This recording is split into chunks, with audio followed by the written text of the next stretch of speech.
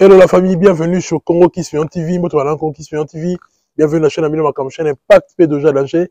Merci de la fidélité, merci d'amour, merci de vous aller toujours pour s'abonner massivement à la chaîne Oyo Ezo et Labino, parce que c'est une musique congolaise en temps réel. Pour ceux qui ne me connaissent pas et ceux qui me connaissent déjà, je suis le youtubeur, ton youtubeur préféré. C'est ici que ça se passe. Ici, on dit la vérité pour le bien de l'humanité. Je suis un peu grippé, mais je suis contraint de faire cette émission parce que je vous aime beaucoup, parce que vous avez besoin de l'actualité.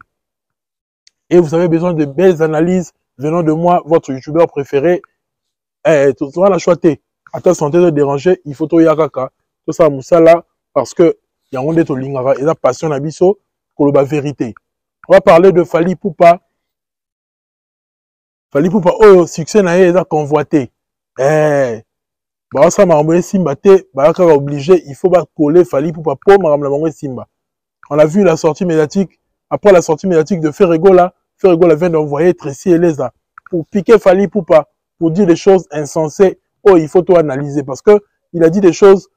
Bah, Congolais, le roi Barabindima, Ndima, bah, on dit mango. Mais la Katika, quand il y a une émission, il y a Tracy Eleza, oh, Ali, attaché de presse, il y a Ferré. On a compris que Ferré, à un moment, à sa carrière, à Lukasko, les locaux à la professionnelle, à réussir, à copier Fally, le la modèle naïe. Normalement, si mi pas Fally, mais quand ça la yango, mais ça la on est bien té. Et puis balingi va forcer concurrence pour la ING. Et là comme sous photo le basoso, vous remarquez que ba te katikete va dire il y a tressé les ans et l'acception clairement que Ferregola va échouer la ING. Photo le bango awa sans faire de détour, s'il vous plaît. De l'autre côté, Koffi Olomide a ben album il y a 17 titres. A ben ngo EP. To pesa komo nini na EP oya bengi EP to pesa ngo komo nini pour expliquer yango asali remix banze muna ebele. Ça prouve tout que lelo marambo esimba te, il faudra que kozongela banze makala na kilelo muto na kilelo na maboko c'est Fally bango nyonso ba ko kilelo te yangwana il faut ka kozonga na ba nostalgie na ba artiste o bazo voler lelo bana problème ya kopesa bakambu ya kilelo actualité nyonso et dans la maboko Fally visibilité nyonso la musique à Congo non seulement parce que Fally Ipupa est talentueux mais parce que c'est un artiste qui sait se renouveler ayebi kopesa makambu oyo ezali actuel. On va en parler s'il vous plaît pour le bien de l'humanité. Mettez-moi mes likes s'il vous plaît. On va regarder cet extrait de cette vidéo comme ça tout le monde c'est important de décortiquer parce que dans son impact pédologie il y a danger tous les cas. Moi t'as dit ba trophée. Ouais. J'ai même pied dans la soirée belé tout mon Haïti. Et ça va pour raison. Il calcule pas. Il calcule pas des trophées. De un Aïb Sangaï vrai hit parade. Et ça va fan naï. Et puis de deux Aïb Sangaï bah trophée on a nyonso ça s'achète. Il n'a pas tort parce que moi j'ai à être contacté à plusieurs fois surtout l'Afrique du Sud. Dans ma structure à ma remise il y a un trophée. Il a été nominé, nanani, nanana, est-ce que tu peux nous mettre en contact avec l'artiste? C'est moi le manager, voilà, c'est l'assistant du boss. On peut parler de tout, on va leur transmettre un message. Oui, par rapport à l'organisation, on a, pour trophée n'était tel, il faut son mot tel. Pour trophée tel, il faut son mot X. Oh, so na yebi so mona, Joro Daib Sarabino Makamboud. Vrai. Ah ouais. Je mange baiser avec ma mère, sorry. Bah trophée na ba somba na bango na ba proposition ba monter ba mbongo tout ça. Enveloppe qui ndarawana. Ya mon papa chéri tellement il est naturel, il est vrai. Alingade biloko wanate. Pour papa chéri. Voilà. Robin Omundibu qui vient de faire la conférence de presse pour la concert il y a théâtre de gymnase. Et si je vous avais parlé de ça déjà, donc ça il est promotion P, en quelque sorte, il avoue être warrior. C'est vraiment rare qu'un artiste animal fanatique et artiste Moussoussou. Depuis l'époque à Fally, même les artistes acceptent. Les artistes congolais, parce que surtout le que Robin a limité aux warrior, il y a une communauté congolaise, mais on a vu comment même les artistes étrangers, SDM, s'identifier à warrior. On a vu comment les Nino, te belé, s'identifier à la Fally. Niska, etc., s'identifier à la Fally. Ça, la bassine, aigle, baloba batokos ça bien sera Fali le Fali a commis ça artiste mususu pe ba fanatique na ye c'est normal tant on fallait ça la musique bango bazaki na succès te bana ko la Fali c'est normal que ba zoyer loko la modèle c'est normal que ba ba fanatique na ye parce que Fali pour pas ayeko changer par la musique à Congo et après c'est tout ebele goût ya rozala musicien faut le bango et là, les sonité, Robin Kondima que à la fanatique a fallu. Et pour Nanga, et jouer kaka la faveur naïe, parce que le faire le babongo, et en a pas warrior, sous conscient, warrior peut soutenir événement naïe.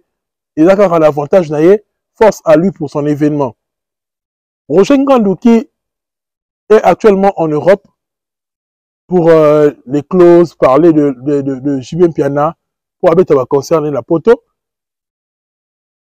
Ce qui est bien parce que je viens faire un bêta, le cas où Rabeta qui il fait bêta parce que Aza Wenge toute la force à mon corps à mon corps. Fallait pour pas après ça qui sont déjà indépendance et la musique congolaise. Alors on l'a vu sur en prise, il y a combattant. Là le boké je vois comme à ça on a un buzz mais bah comment on rapport ça à Congo parce que mamno sur ça là qui échoué en fait. Le homme tout ça comprendre que combat on est acquis sans fondement. Comment on est acquis inutile en fait. Et les lots, quand c'est raison qu'il y a poto, bah tu vois la pose ça va bêta ba musique. Bah tu vois la pose ça va bêta ba ndou les ba bêta ba concert pour bah c'est bêta ba fanatique na bango. Et ça va fanatique ba linga bango par autrefois dans le passé, na ba fanatique qui a les lots. Et c'est une bonne chose. Mais Roger Ngandou qui parle des trophées. Non, bah trophée ba somba bango. Quand on peut tresser les a, bah trophée ba somba bango. Pour faire solo, ils ont regagné le thème de fanatique. Il faut expliquer Elo Kouana très bien. Lelo, quand il y a un thème de fanatique, ils ont à partir de statistiques, à partir de plateforme. Que le thème de fanatique, au continue à thème de bango. Parce que si on continue à thème de fanatique, là qu'il est là, il faut remarquer sur le plan numérique. Point. Débat monsieur Zate. Si on a que non, là, on a trop fêté. Il faut tout le monde a quand même évolution sur le plan numérique. Au gros, le que non, on a imité ma fanatique. Imité ma fanatique, on va réagir pour y aller, on va imiter ma bango. Ndeni ils ont quantifié ma fanatique na yo. Autrefois, ils ont dit que ceux qui ont rassemblé la BBC album, au monde que la victoire, bah tu vas tondi. Ma pays non, so bah tu vas tondi, bah c'est l'album à Wera. Et ben là, que sa force, il y a sorti, il y a album. Mais le long, marmoine, ils ont sauté. Le lot comme que ce album est bimi, faut tout le monde que bah auditeur et artiste et mati, faut le monde que bah stream et salama, bah c'est des hôtels comme etc. Si qu'on soit bilo qu'on a nyonso, bah facteur on est là que ça que bah tu vas adopter musique non la mité na bango, tout le monde en côté. Yo est-ce que besoin d'eni que on va na mité ma balle. Je veux faire la bimi si combien de volume il y a balle de match. Ils arrivent consommer la fréquence nini. Combien de personnes vont streamer en haut, combien de personnes vont télécharger en haut. Tout le monde va dire que vraiment, débat membre parce qu'aujourd'hui, il y a un Fali. Au débat là, et comme il ça l'impact que non, trophée va sommer en haut parce qu'il y a un Fali qui rafle les trophées. Parce qu'il y a un Fali qui rafle les trophées. Fali, la minute où on a nominé la Urban Music Award en Afrique du Sud. Autre on sait, on va voter. Le mec a outé qu'on soit Trace Award. Qu'on soit trophée, et la critique a raté que il faut qu'on soit trophée, tourner, non, non, non. Qu'on soit trophée, et la critique que artiste, musique qui est traversé la frontière, musique qui est adopté. Vous voyez un peu? Au-delà, il y a un trophée à Fali. Tout le monde appelle ce que Fali sur la statistique à Zali. Fallait qu'on soit trophée parce que comment on a débat que oh non fallait comment on a trophée musique ils a trophée oh ok musique il a trophée tout le monde a trophée Fallait n'a pas que les trophées dans sa carrière Fallait a aussi la consommation quand on a vu on met à solo on a été bien on met à solo que Fallait trophée alinga la service va trophée Biti Award boyena boye la cérémonie la featuring bon consommation pour lever la honte. Consommation, bah, œuvre et artiste, au tient sur le marché, et ça, la succès, et faire tourner au concert. Et la xinine.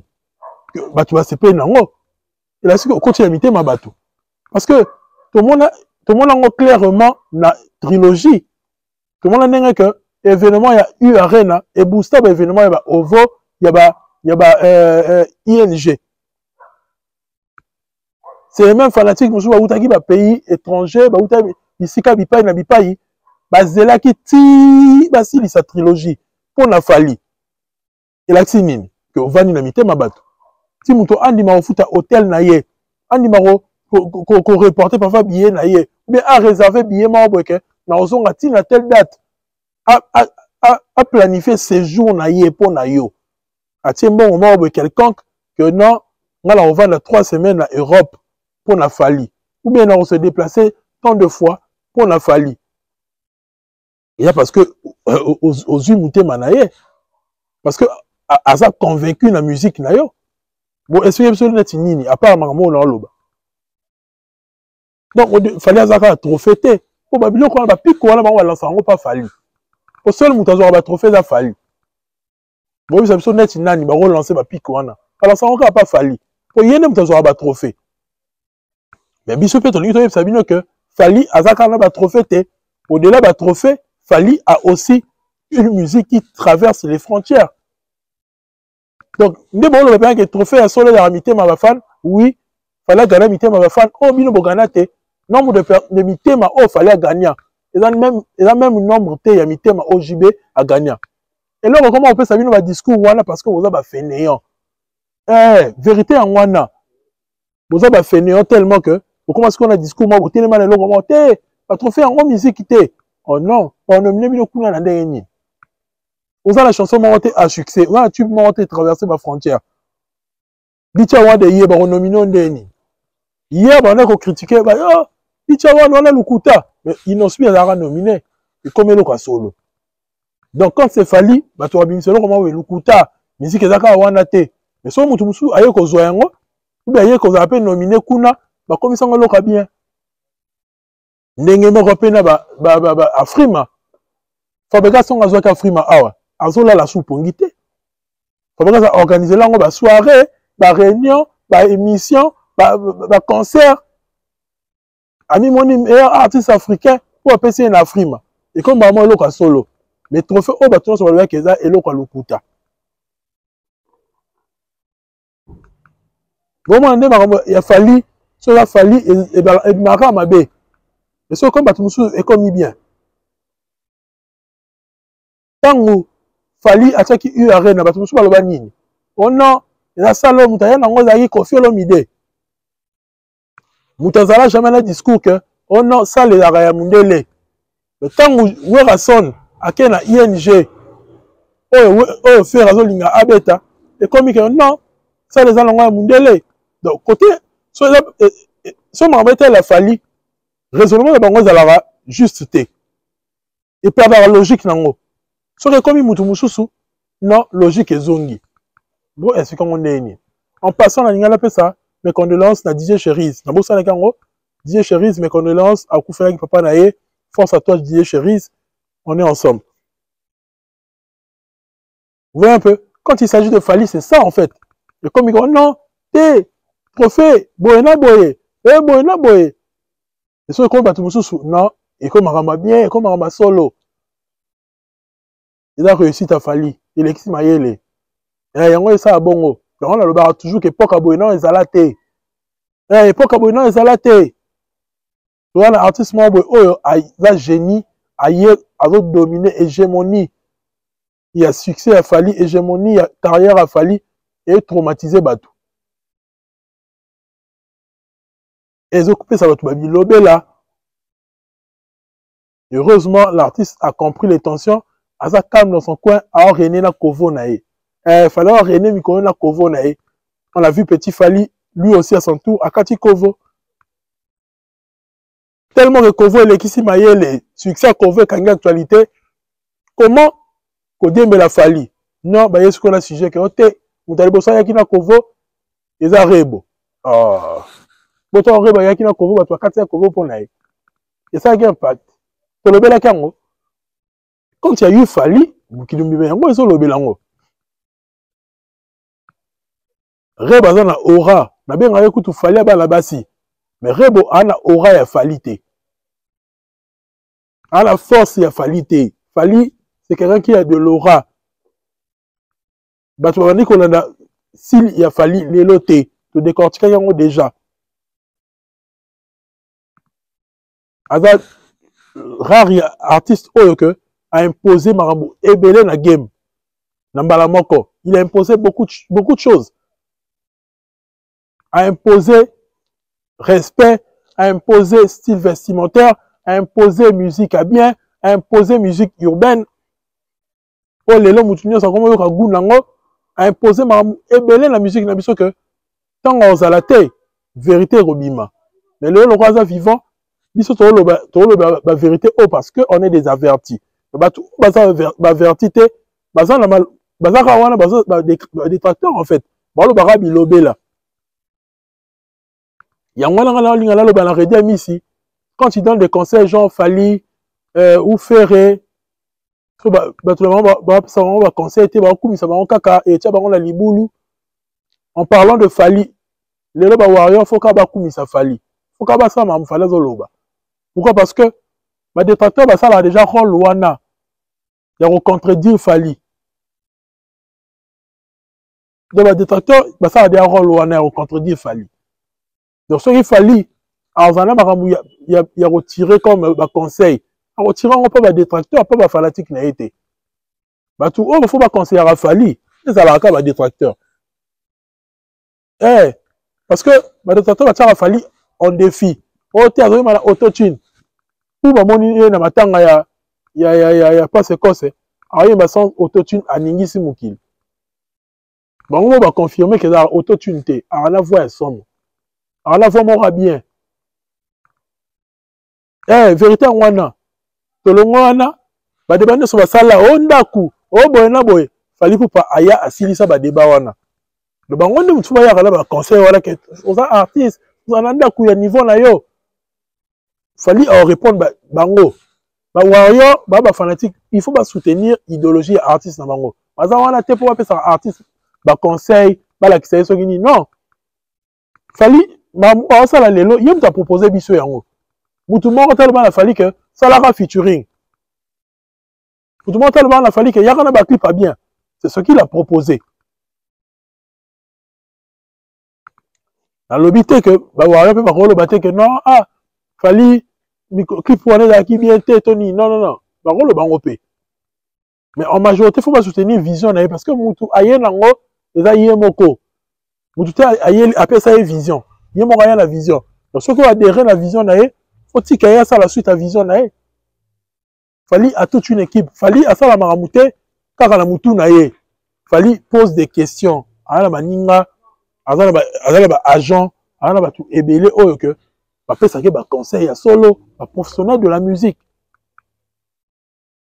et puis il faut que ba vie nyo sauter et contact ba vie moko eux ali que là important la capital il y a on de compter et ba vie nyo sauter c'est de ça qu'il s'agit artiste peso ko kabiyoka yoko osala embrouiller arosa lora wera santé à l'époque wera santé que non pas un mutu l'orchestre na oh non faut tout na ba ceux qui ba nani yango ba tout na wana ba na la zamba on absa ba ko momo boy wana on ba ngonde so ba lobby ba ndimi yo to zui yo au moins artiste là bon chanteur là bon musicien donc yo on son oyete pour ba nani yango so ba sénateur so ba nani yango ba lobby te Fally soit évoluer à bon côté Fally faire les choses avec raison donc à utiliser non raison pour la pour ça ba jugement ya bien azan équipe munene oyo et puis ça va idée va ça apporter et le moment si kana na makamuna et là bongo exactement que tout ba le que non d'être artiste il faut ça comme fanatique ba lingi non artiste a la vision na ba fanatique ba ko ça ba idée oui mais idée principale faut ça la yo moko artiste sinon tu au s'embrouiller et puis carrière na et ko échouer Fally il est en train de bien évoluer et il est en train de poser toujours son respect. Ça va m'embasser que oh tu comprendre grandeur à Fally. Nenga fouli à ça que comprends qu'on a fallu une Afrique et de soutenir. Il n'y a jamais eu ça pour un artiste congolais. Ça veut tout dire. Ça veut tout dire en fait. Il faut trouver la vérité. Oh, pour le bien de l'humanité, s'il vous plaît, mettez-moi mes likes, s'il vous plaît.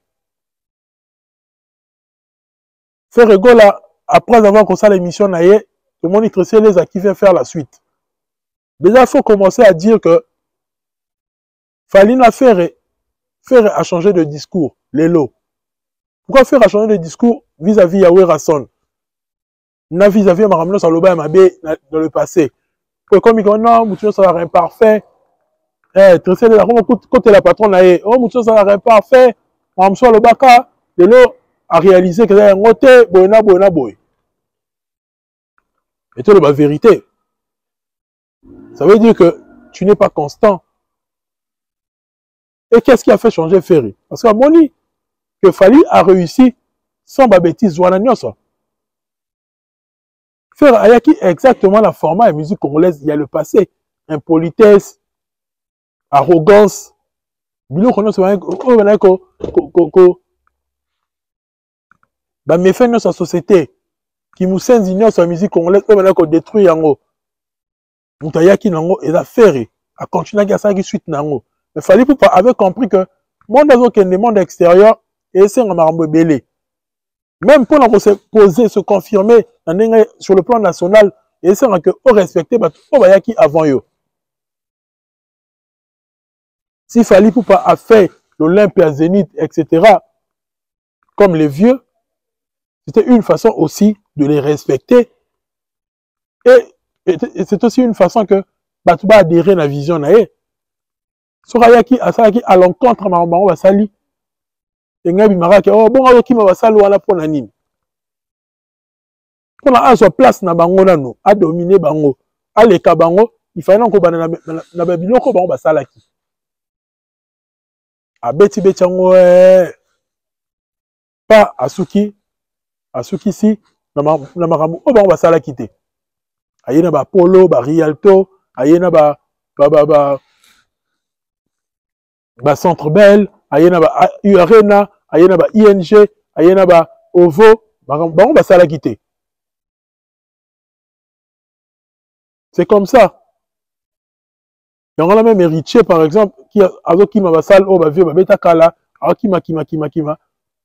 Mais à un moment, bah, le héritier bêta zénith, et là, basal, oh, etikala, référence à la musique à Congo. Roki mangote. Faut bêta biloko wana. Faut le cas par là. Faut le cas wana. Faut la basal, oh, la référence. Il y a musique à Congo. Pour se confirmer qu'on s'en a là, vieux, il faut le cas wana nan. Sur le Baxano, basal, moussou, bakisa.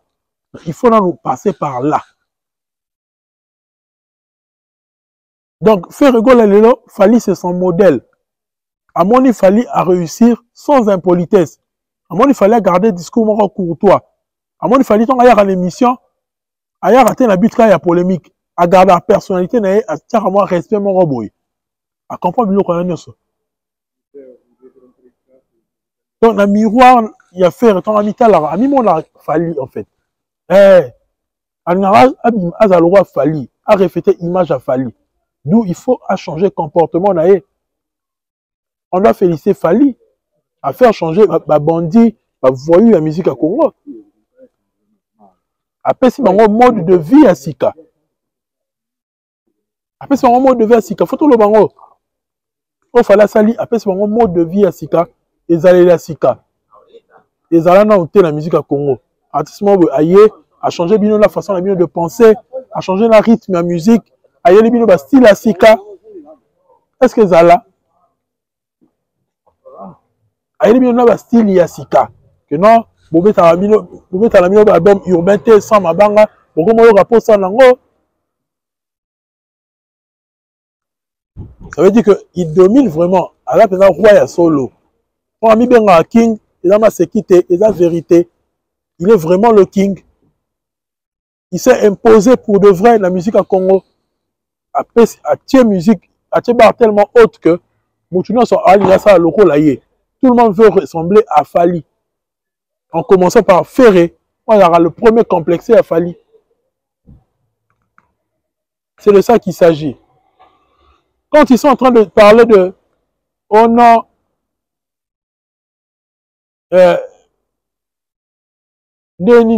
pour batuni faire batuni tracé la point faire avec URN à te na ING place à C il fallait que les licolo boina boy par rapport à double Adidas Arena il fallait pas qu'il y ait plus que wana point ni bakiti sous la C à ING configuration peso banate boina boy on a bon muto bolo ba ke abetaki 40 000 point nini azongaki sous na basala mike na poto. Les gens ne comprennent rien. En fait, ils ne comprennent rien. Et la cité que ça fallait mettre 40 000 à Paris, que à Robetassou dans ma ville, mon souté, ma salle, il y a Mickey. Na Paris, il fallait rejoindre à la Stade de France. Tout ça, à Zongi, à Zongi, à l'éloque, l'équipe, Arena, à Robetassou, na CT, na Paris. Face à la plus que Wana. N'enga moi, on a guiché ça. Quand on a betagi martyr, en Gawaya sous Kobeta, double stade des martyrs. Ils ont évolué. Il faut progresser dans la carrière. Pour ça, il faut que les liboso ozongi sousima. Non, il faut continuer que les liboso. Mais si on compare à Falina Gims, Gims avait un stade de France. Et nous avons un URN. C'est là qu'on a dit que on appelle à sommet Maroboy, mais on appelle normal. Et la situation qu'il fallait mettre stade de France, alors comment on met un stade de France à Paris? Non. Et dans la champion, on peut mettre ça normal. Et ça logique. Ou on peut mettre plusieurs fois stade de France. On a ça là. Comment on met plus en Angleterre, à Londres, on peut mettre stade à Londres, Wembley. Mais ils appellent à temps, on appelle assez. Et là, on a logique. Donc, Gims, on a beaucoup mis ça numéro 1. Vous savez, Gims, il y a à Zonga la salle assez. On a été pointé au double URN. Et jusqu'à pour à Yogi Sony, à URN Salaki. C'est la vérité. Mais il fallait que habiter dans ma province ou habiter dans nos thé, habiter sur ma capacité à Makassi. Et la Xinini, sur le lobby, à Zongi sous Naba Lyon, à Zongi sous Naba Bordeaux, à Zongi sous Naba Düsseldorf, à Zongi sous Naba Berlin, à habiter plus que Wana. À habiter configuration Moussoussou, la salle Moussoussou. Il y aura toujours de l'évolution parce que l'artiste Fally travaille sur le progrès. Azo réfléchit n'est qu'au progresser. A réfléchi polémique. Il réfléchit sur le progrès. À la différence des autres. C'est la vérité, c'est de ça qu'il s'agit. Et puis c'est pas si. Et il faut tout le bayango parce que on a pour la vérité. On est là que pour la vérité. Pour constater.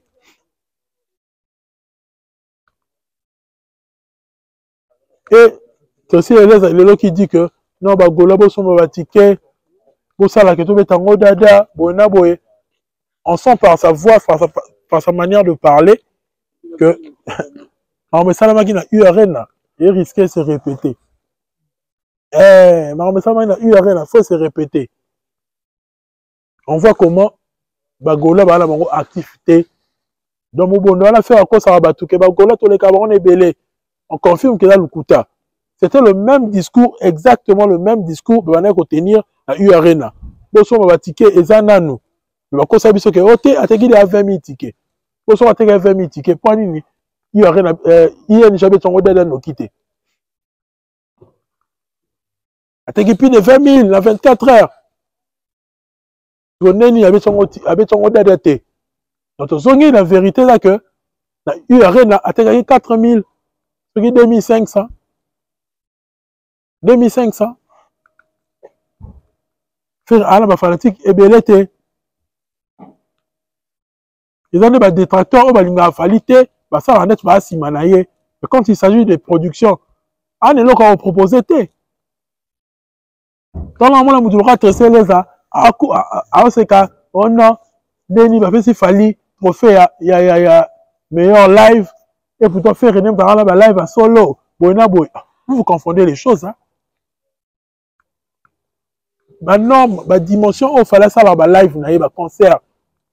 Et là, ma norme internationale. bato bala ba professionnel il y a remise à trophée ba ta la facteur ebelé ba ta la podium ba ta la scène etc. Bino to bo rêver nanu que on a la ING to ba landisa banzembo to ça bien que vraiment fallait le baro ba séquentiel faire comme rêver en lelo. Donc tu peux mater to landisa banzembo non stop mais il fallait commencer à faire ça depuis. Et c'est normal que azo ba trophée ya ba meilleur live. Ba live ne ba réfléchir te to betanzembo nini te ba landisa ba enchaîner ba tube. Ba animer public de bien à la fin public et vivre concert. Le concert à Laurent Matanga, public à la Artsaye Bakara. Mais tout le monde meilleur live. Le facteur est belé contre rapport à meilleur live. Il y a des fois, au moins, Kingodi, Bonabo, non. Na yemaki makasi, na mataki, non. Il faudrait que tout le monde appelle que l'événement est haute en couleur.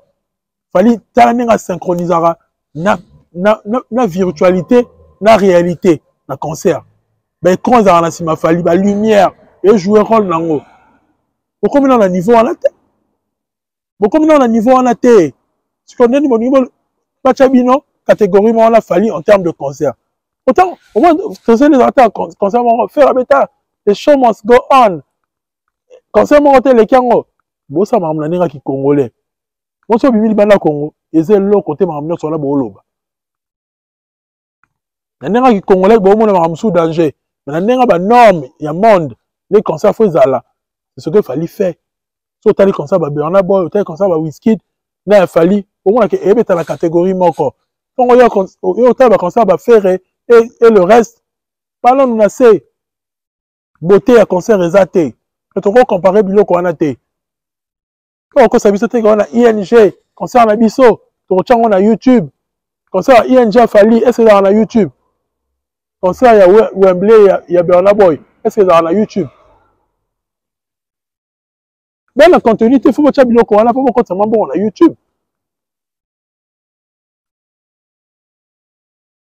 Mais l'artiste a micro, il y a ma casse, il y a monde internationaux pour de vrai. Bah tiens, bah concert dans YouTube na bangote. Parce que ton ok nanu, au mixer concert, au comme ils sont propres. Olonga soki nini nango wana pendant que yo misana biloko wana public yango monde ya batu bayaki na concert basali ba vlog ba filmer ba chongo na YouTube tina nango zani tina nango yo poka oche sans uta na mixeur non ba artiste vraiment oteka ba concert na bango tout le monde a Bernard Boy mon concert na extrait nango publié par Apple Music et ça business. Et ça business.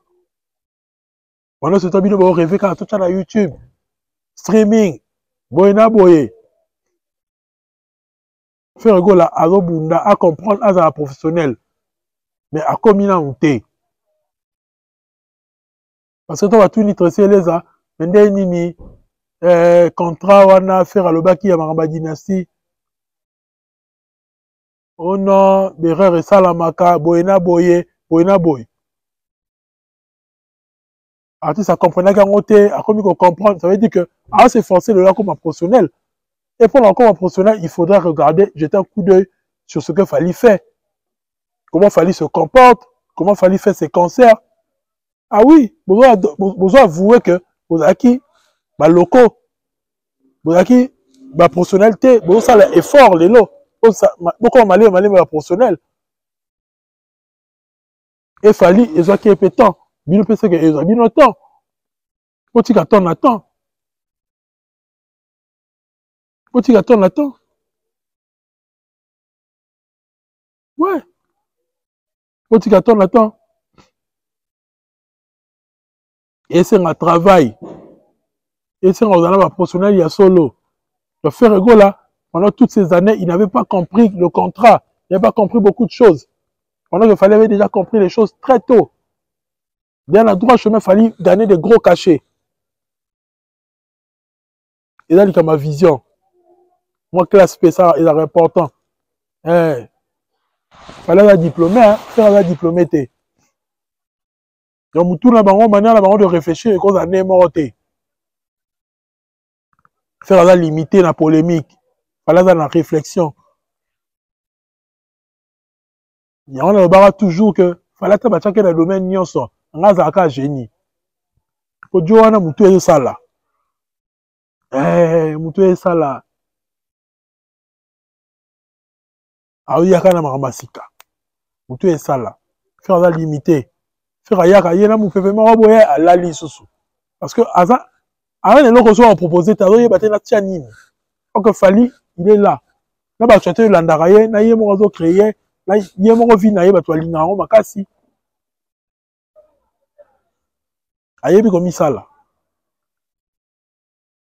Le coûté ce qu'on a tracé là que ton avant le bas on a te reporter qui billetterie parce que FY production wana soki one way soki ni production wana hier dans le système roboé a changé la configuration à salle soki salle est à 16 000 euros comme son autre à 17 000 n'a changé qui à Adidas Arena ça là le coûté bon vraiment salle et là il y a mundele yo ya ko yebisa bango que non il faut changer configuration to bon sa salle to longo la ba kiti ko to chaso neni ah mundele yebisa bino non to chaso que 2 jours on dit à sa disposition pour les mesures de sécurité pour la nyonso. Si on a le coûté boy, ceux qui beaucoup bien internationaux, on a le coûté boy beaucoup bien vrai professionnel dans le futur. Non. À quoi bon? Pourquoi ça va tout? À quoi ça sert? Pourquoi ça va tout? Le coûté boy. Vous êtes juste pas organisé. Monica bo créer polémique na Fally, Rebo, Kovo et là la basi. Vous créez une polémique, vous dites la Fally. Si on compte à journaliste, on va soutenir Fally. Vous créez une polémique. Vous rêvez encore. Fallait retirer Abino Kaka loin. Pour rattraper Fally, c'est difficile, c'est fini. Comme il y a Moussika. Faire attaquer Minenge Nini. Alors, rattraper Fally, vision est là, Moukier. Talon est là, Moukier. Par rapport à Fally. La proposition, il y a Fally. Cocktail à musique, il fallait il y a ça dans le côté. Il fallait gagner mité ma jante féminine. Faire à gagner dans côté. Donc c'est difficile pour faire à comme avec le Fally. Et c'est à travailler dans nous. Et c'est à travailler dans nous. Bon rêver dans le concert dans YouTube. Bon boana moukié boana le ça la terre. Fally ton ba sur ma canal plus et sur ma concert na yé. Alors est-ce que la terre on réfléchit le rabino?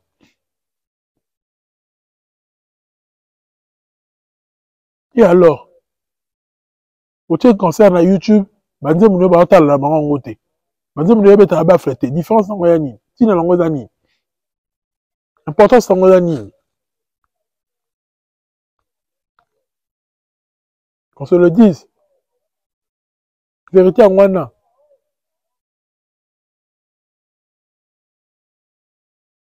Donc, ING, il y a fait et courir risque, il y a échec.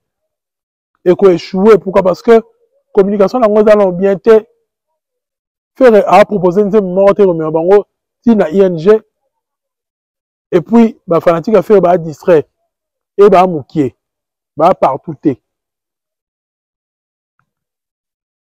Bah, ta configuration, c'est, toi, y'a bien la suite, nango. Rideau Rosalawana, Yamusuni. Toyebi. Et ils ne vont pas avoir la plaque. Les filles, ils ont fait plaque. Capacité maximale, ça la sold out. Fallait ça lango. Vous voulez juste polémiquer, mais vous n'êtes pas préparé pour une vraie carrière. Or que Fally a été préparé et il fait une vraie carrière musicale. Rendez-vous quand la baffle. Album urbain Ezoya. Date P à Stade de France, Bozela, Ezoya. Bo banga la binote, bo spéculer, bo le ba nyonso. Ezoya, nyonso Ezoya. Et vous allez comprendre la grandeur de cet artiste qui est Fally.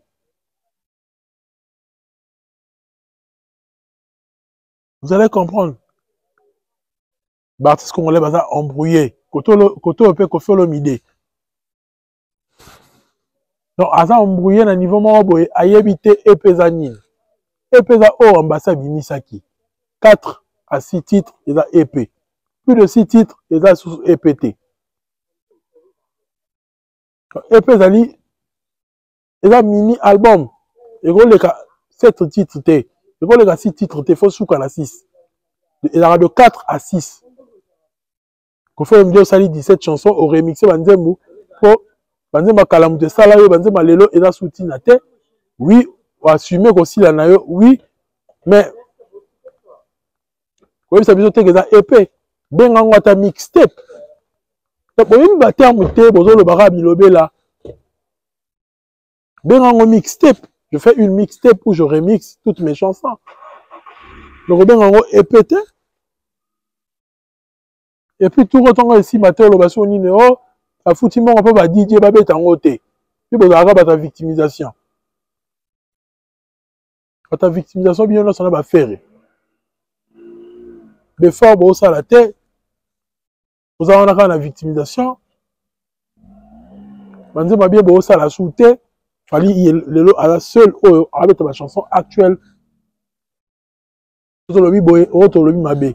To fini mutu te. To aussi pété. Beau travailler. Au fait le monde a combien embrouillé. On a invité qui entoure nos artistes. Est-ce que ma manager, est-ce qu'il va vérifier ma cambou? Ben à Monica titre non épée ambassadeur épée c'est que opéra épée. Non. Ambassadeur tu as un nouveau artiste à salir recherche. Et non épée à 4 à 6 titres. Non non l'examen il était. C'est de ça qu'il s'agit. Merci à tous ceux qui étaient en train de me suivre. On s'arrête ici. On se retrouve prochainement pour une autre vidéo. On va dire la vérité pour le bien de l'humanité. Merci de m'avoir écouté. Malgré ma voix, restez branchés à la chaîne Congo Kiss Beyond TV. Mettez-moi mes likes, partagez. Et ce qu'on a manqué de dire aujourd'hui, on le dira prochainement pour votre bonheur. En ensemble, paix sur vous.